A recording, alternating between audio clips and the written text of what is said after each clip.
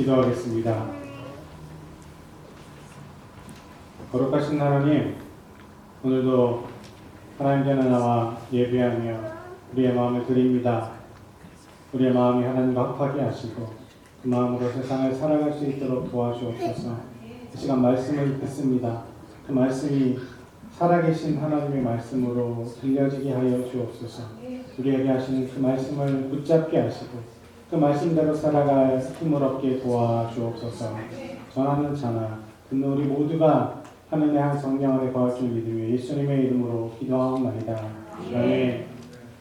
사순절 네 번째 주일입니다. 하루하루 예수님의 고난을 묵상하며 또 그 사랑을 실천하며 살아가고 계십니까? 여러분, 그렇게 우리는 하루하루 하나님과 동행하는 삶을 살아가는 것이 우리의 본분인 줄로 믿습니다. 그렇게 우리는 하루에도 수많은 선택들을 하면서 살아갑니다. 작고 사소한 일부터 인생의 방향을 결정하는 크고 중요한 일들도 선택과 연관되어 있습니다. 그죠? 우리가 선택하는 결과에 따라서 우리의 삶의 방향이 180도 변화되기도 합니다. 그래서 미국의 시인이자 작가인 토마스 엘리엇이라는 사람이 모든 사람은 이것저것 중에 하나를 선택하며 살아간다. 그리고 중요한 것은 그 선택에 대하여 책임을 지며 살아가야 된다라고 얘기했습니다. 여러분 그렇죠? 우리는 선택한 것에 책임을 지며 살아가고 있습니다. 창세기 12장 1절에 보면 하나님이 아브라함에게 말씀하셨습니다. 너는 너의 고향과 친척, 아비의 집을 떠나 내가 네게 보여줄 땅으로 가라. 한 2주 전쯤에 이 말씀을 가지고 함께 말씀을 나눴었죠. 이 말씀을 들은 아브라함이 어떻게 했죠? 그의 아내 사레와 조카 롯과 자신의 고향 하란에서 모은 모든 소유들을 가지고 그곳을 떠나갔습니다. 가나안 땅으로 말씀에 순종해서 떠나가게 됩니다. 딸린 식구들도 많고 살림살이도 많았을 텐데 하나님께서 떠나가라 하셨고 그 말씀에 순종했습니다.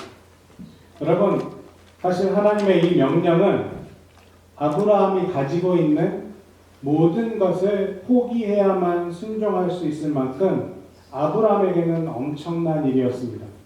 당시는 부족 사회였죠. 부족 사회의 핵심이 뭐죠? 자기를 지키려면 가족과 가족이, 부족과 부족이 서로 보호해주는 연대를 가지고 살아가는 게 그들에게 힘이 되던 시대였습니다. 그런데 하나님은 그런 모든 방패막이가 되었던 자신의 배경을 버리고 떠나라고 말씀하고 있는 겁니다. 그렇죠?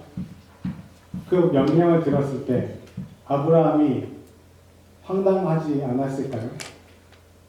여러분, 우리가 이런 명령을 들었다면 어떤 생각을 할 수 있을까요?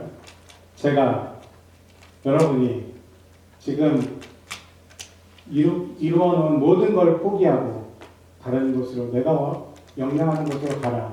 이런 음성을 들었으면 하나님 못하겠는데요? 라는 대답이 저절로 나오지 않을까요? 쉽게 얘기하면 지금까지 연결되었던 삶의 모든 관계들을 버리고 새로운 곳으로 가라. 이런 말을 들은 거잖아요. 여러분, 이 세상에서 믿음을 갖고 살아간다는 것은, 다시 말해서 하나님의 말씀대로 살아간다는 것은 어쩌면 아브라함이 본토 친척 아비의 집을 떠나는 것보다 더한 고통과 포기가 있어야 가능한 일인지도 모르겠습니다. 정말 쉽지 않은 일이죠. 왜냐하면 믿음을 가지고 살아간다는 것은 세상 사람들과는 전혀 다른 삶의 방식으로 살아간다는 것을 의미하기 때문입니다. 그런데도 아브라함이 하나님의 이런 이상한 명령을 순종할 수 있었던 근거는 하나님이 주신 약속이 있었기 때문입니다. 창세기 12장 2절에 내가 너로 큰 민족을 이루고 내게 복을 주어 내 이름을 창대하게 하리니 너는 복이 될지라 땅의 모든 족속이 너로 말미암아 복을 얻을 것이라. 아멘. 이렇게 하나님이 아브라함에게 약속해 주셨고 그 약속을 붙잡은 아브라함은 하나님의 말씀에 따라 떠날 수 있었다는 말입니다. 오늘을 사는 우리들의 신앙생활도 마찬가지입니다. 하나님의 약속이 없으면 우리가 무엇하러 이 자리에 모여 있겠습니까? 남들이 쉬는 날 놀러 갈 때, 집에서 편히 텔레비전 보면서 드러누워 있을 때, 우리가 시간을 들여 이 자리에 나오고 세상에서 땀 흘려 버는 돈을 일부를 하나님 앞에 드리며 살아가는 것이, 이웃과 나누며 살아가는 것이, 그런 이유가 무엇입니까? 여러분, 교회 안에서 열심히 신앙생활하고 하다 보면 때로는 좋지 못한 소리를 듣는 것도 사실입니다. 그렇죠? 그렇게 봉사하고 땀 흘리는 이유가 무엇이겠습니까? 힘들어도, 때로는 좀 짜증나도 우리가 신앙을 가지고 하나님 말씀대로 살아가려고 노력하는 이유는 믿는 우리에게도, 오늘을 살아가는 우리에게도 하나님이 우리에게 주신 약속이 있기 때문입니다. 하나님은 우리에게 주신 약속을 분명히 이루시는 분인 줄로 믿습니다. 아멘. 그러므로 우리는 세상 사람들이 보기에는 한심하고 바보처럼 보여도 약속을 믿는 그 믿음으로 살아갈 수 있어야 합니다. 그렇게 세상 사람들이 보기에 한심해 보여도 하나님이 우리에게 이루실 것들을 기대하는 소망으로 세상을 살아가야 한다는 말입니다. 여러분, 살다 보면 힘들죠? 그래서 바울이 이렇게 얘기했습니다. 히브리서 10장 36절에 너희에게 인내가 필요함은 너희가 하나님의 뜻을 행한 후에 약속하신 것을 받기 위함이라. 이렇게 사도 바울이 권면했습니다. 약속한 것을 받으려면, 하나님이 우리에게 약속하신 것들을 우리가 누리려면 분명히 우리의 삶에 인내가 필요합니다. 인내하면서 약속하신 것들을, 이룰 것들을 소망할 때 하나님이 분명히 우리의 삶에서 이루어 주실 줄로 믿습니다. 아멘. 그렇게 약속을 믿고 떠난 아브라함과 조카 롯이었지만 가다 보니까 가축이 많아지고 살림살이가 늘어나고 점점 둘이서 같이 살기가 힘들어지는 거였습니다. 게다가 자신들이 옮겨가는 땅에는 이미 살고 있는 사람들도 있었겠죠. 가나안 사람과 브리스 사람들이 살고 있었습니다. 그러니 그 많은 사람들과 함께 그 많은 가축들을 키우는 게 점점 힘들어지기 시작했습니다. 그래서 오늘 본문에 6절, 7절 말씀에 이렇게 기록합니다. 그 땅이 그들이 동거하기에 넉넉하지 못하였으니 이는 그들의 소유가 많아서 동거할 수 없었음이니라. 그러므로 아브라함의 가축의 목자와 롯의 가축의 목자가 서로 다투고 또 가나안 사람과 브리스 사람도 그 땅에 거주하였느니라. 이렇게 기록했습니다. 함께 살기가 점점 불편해지는 거죠. 그래서 아브라함이요, 롯에게 제안합니다. 따로 살 것을 제안합니다. 아브라함이 롯에게 이르되 우리는 한 친족이라 너나 내 목자나 서로 다투게 하지 말자. 내 앞에 온 땅이 있지 아니하냐. 나를 떠나가라. 내가 좌하면 나는 우하고 내가 우하면 나는 좌하리라. 이렇게 기록합니다. 이렇게 제안을 했는데 롯이 이 제안을 받고 높은 곳에 올라가서 주변을 바라봅니다. 눈을 들어서 좋아 보이는 땅 요단 쪽을 바라봤습니다. 롯이 바라봤던 땅에 대해서 성경은 이렇게 표현합니다. 소알까지 온 땅에 물이 넉넉하니 여호와의 동산 같고 애굽 땅과 같았더라. 그러므로 롯이 요단 온 지역을 택하고 동으로 옮기니 그들이 서로 떠난지라. 여러분, 여호와의 동산 같고 애굽 땅 같았다는 말이 무슨 뜻일까요? 자기 눈에 보기에 정말 살기 좋은 환경이었다는 뜻입니다. 물도 있고 풀도 있고 풍요로운 땅이라는 말이죠. 그 당시에 사람들, 부족 국가를 이루며 이스라엘 민족이 살아갈 때 유목민들이었어요. 가축을 이끌고 가면서 풀이 많아 보이고 물이 있는 지역은 정말 찾기 힘든데 자기가 보기에 그런 땅이 앞에 보였다는 거죠. 자신들의 목숨과도 바꿀 수 없는 그런 땅을 택해서 롯은 그쪽으로 향합니다. 아브라함이 보기에 롯이 택한 땅이 좋지 않아 보였을까요? 아브라함이 더 오래 살았잖아요. 아브라함 보기에도 그 땅이 더 좋아 보였을 거예요. 그런데 아브라함이 내가 좌하면 나는 우하고 내가 우하면 나는 좌하리라 이렇게 롯에게 얘기합니다. 자신의 조카 롯 때문에 자기가 불편함을 택했다는 말입니다. 좋은 선택의 기회를 넘겼습니다. 살기가 더 어려운 지역을 택해서 손해를 감수하며 양보했습니다. 여러분, 아브라함처럼 믿음으로 불편함을, 손해를 선택하는 신앙과 삶의 자세가 세상 사람들이 보기에는 바보 같고 앞뒤가 맞지 않는 행동처럼 보일 수 있습니다. 그럼에도 우리가 예수 때문에, 신앙 때문에 불편을 택하고 예수 이름으로 부족함을 감수하면서 살아가면 하나님은 그런 선택한 사람에게 분명 복 주실 줄로 믿습니다. 왜 그럴까요? 세상 방식으로는 세상을 변화시킬 수 없기 때문에 하나님의 방법으로 세상에 하나님의 사랑을 전하라고 살라고 우리를 부르셨기 때문에 우리가 그렇게 살면 하나님은 분명 우리의 삶을 책임지실 줄로 믿습니다. 그래서 우리는 세상과는 다른 방법으로 살아갈 수 있어야 합니다. 반대의 방법을 택할 수 있어야 합니다. 여러분, 그것이 그리스도인입니다. 그것이 존귀하신 하나님의 뜻입니다. 예수님이 십자가에서 고난받으심으로 예수 믿는 모든 사람들에게 구원의 은혜가 주어진 것처럼 우리도 예수님을 본받아서 때로는 수고스러움을 선택할 수 있을 때 우리를 통해서 하나님의 은혜가 세상 속으로 흘러간다는 말입니다. 그래서 예수님이 이렇게 말씀하셨죠. 누구든지 나를 따라오려거든 자기를 부인하고 자기 십자가를 지고 나를 따를 것입니다.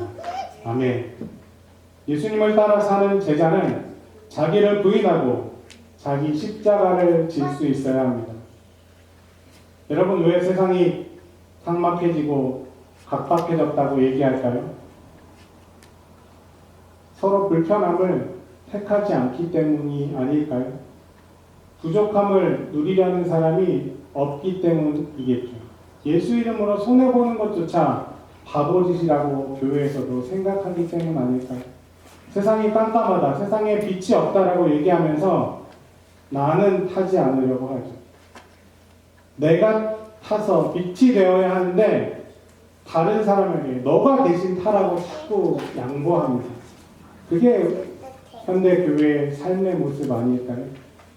내가 높지 않아서 내가 소금의 모양을 그냥 간직하고 있기 때문에 문제가 생기는 건데 너가 누구라고, 너가 타라고 그렇게 얘기하는 것이 우리의 삶의 모습은 아닌지 생각해 보면 좋겠습니다.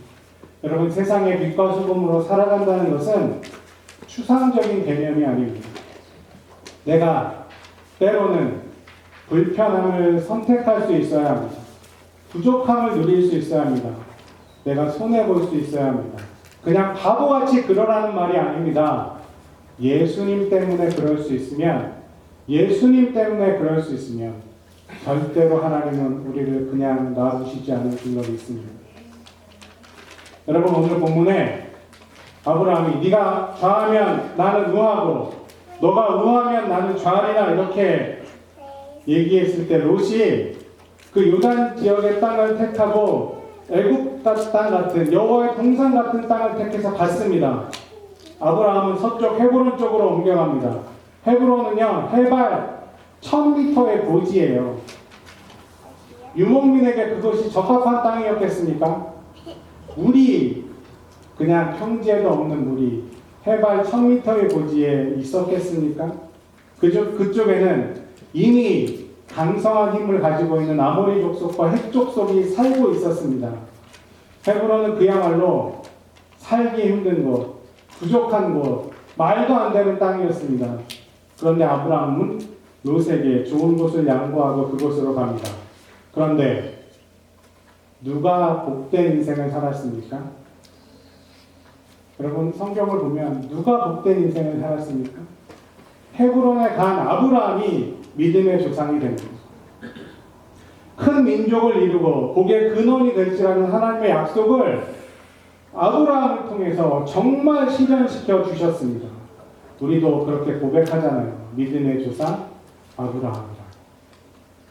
반대로 자신의 눈에 보기에 천국 같아 보였던, 여호와의 동산 같아 보였던 그 땅을 찾아간 롯은 어떻게 되었습니까? 성경에 보면 우리가 잘 아는 것처럼 그야말로 우여곡절을 겪는 삶을 살아갑니다. 소돔 땅은 우리가 아는 것처럼 하나님의 심판이 있었습니다. 그때 롯의 아내는 뒤를 돌아보아서 소금 기둥이 되었다고 우리가 그렇게 잘 알고 있지 않습니까?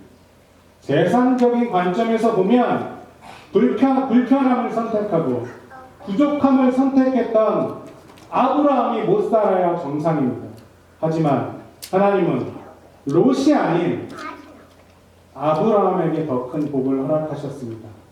우리가 예수님처럼, 우리가 아브라함처럼 자기 자신을 내려놓고 자기 십자가를 지고 살아갈 수 있으면 하나님은 우리를 들어 써주시고 우리를 통해 하나님의 뜻을 이루시며 우리의 삶을 복되게 하실 줄로 믿습니다. 여러분, 이게 거꾸로 가는 그리스도인의 삶입니다. 근데 솔직히 교회에 앉아서 오늘 우리가 불편함을 택해서 예배 자리에 나와서 예배 드리고 이 설교를 듣고 있어도 내가 좀 손해볼게, 내가 할게, 내가 양보할게 라는 마음이 잘 안 되는 것이 사실입니다. 왜 그렇죠? 그렇게 양보하면 세상에서 뒤처질 것 같은 마음이 드는 게 사실입니다. 그렇죠? 특히 우리 젊은 분들은 더 그런 불안한 마음을 가지고 살아갑니다. 이런 경쟁사회에서 내가 조금 그리스도인답게 살아가려고 하면, 좀 포기하고 살아가려고 하면 뭔가 부족한 것 같고 뭔가 바보처럼 느껴지고 뭔가 뒤처질 것 같은 마음이 드는 게 사실입니다. 이게 우리의 마음 맞습니다. 그런데 오늘 설교를 마치고 함께 부를 찬양이 뒤에 주보에 있습니다. 제목이 뭘까요? 내일 일은 난 몰라요라는 찬양입니다. 여러분 찬양의 가사 잘 알죠? 내일 일은 난 몰라요, 하루하루 살아요 라는 가사입니다. 제가 어렸을 때 신학교 다닐 때 교회에서 이 찬양을 부르면 딱 좋게 들리지 않았습니다. 신학교 1, 2학년 때 이 찬양을 들으면 기독교인은 이렇게 무대책으로 살아가는 걸 방조하는지 모르겠다고 교회에서 그런 어렸을 적에 순진한 마음을 갖고 있었던 시대도 있었습니다. 이렇게 무대책으로 살아가는 게 기독교인의 삶이 아닌 것 같은데 하루하루 살아는 뭘 하루하루 살아.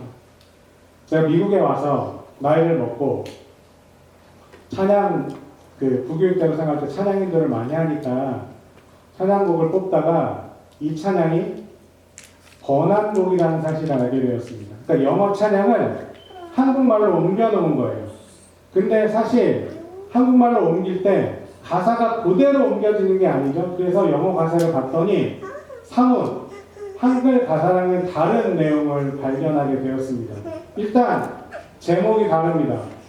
내일은 난 몰라요가 아니라 제목이요, 나는 알아요 라는 말로 시작합니다. 이게 있나요? 나는 알아요. 뭘 아느냐면 누가 내일을 붙잡고 계신지. I know who holds tomorrow가 제목입니다. I know who holds tomorrow. 그리고 누가 내 손을 붙잡고 계신지 나는 안답니다. I know who holds my hands. 여러분, 이 고백이 담긴 찬양이 이 찬양입니다. I don't know about tomorrow, but I know who holds tomorrow and I know who holds my hands. 내일은 나는 모르겠습니다. 그러나 나는 압니다. 알고 있습니다. 누가 나의 미래를, 나의 내일을 붙잡고 계신지, 누가 내 손을 붙잡고 계신지. 여러분, 그리스도인으로 살아가는 건 때로는 세상 사람들이 보기에 바보 같은 삶을 살아가는 것 맞습니다. 양보해야 하기 때문에, 그리스도 때문에 고난받을 수 있기 때문에, 그리스도 때문에 내가 손해볼 수도 있기 때문에. 하지만 그런 마음을 가지고 그리스도인답게 살아가려고 노력하며 때로는 내 것을 포기한다 할지라도 우리의 미래를 붙잡고 계시는 분은 분명 하나님이심을 믿습니다. 누가 내 미래를, 내 내일을 붙잡고 계십니까? 누가 내 손을 붙잡고 살아가고 있으십니까? 여러분, 하나님이 우리를 이끌고 가신다는 그 믿음으로 살아가는 것이 우리의 삶인 줄로 믿습니다. 이 찬양의 고백이 저와 여러분의 고백이 되었으면 좋겠습니다. 믿음으로 때로는 불편함을 선택하며 손해를 감수하며 살아간다 할지라도 하나님이 우리의 내일을 책임지실 줄로 믿습니다. 아브라함처럼 복을 더하실 줄로 믿습니다. 그 하나님의 손을 붙잡고 하루하루 그리스도인답게 거꾸로 사는 삶을 살아갈 수 있는 진정한 신앙인들이 되어주시기를, 그런 삶을 살아가시는 저와 여러분이 될 수 있기를 다시 한번 주님의 이름으로 부탁을 드립니다. 그 축복 속에 살아가는 우리 모두가 되시기를 주님의 이름으로 축원합니다. 기도하겠습니다. 전능하신 하나님, 감사합니다. 좌하면 뭐하고 우하면 좌하겠다고 하는 마음을 가진 아브라함처럼 우리도 예수님 때문에 불편함을 선택하며 살아갈 수 있는 믿음의 사람이 되게 하여 주옵소서.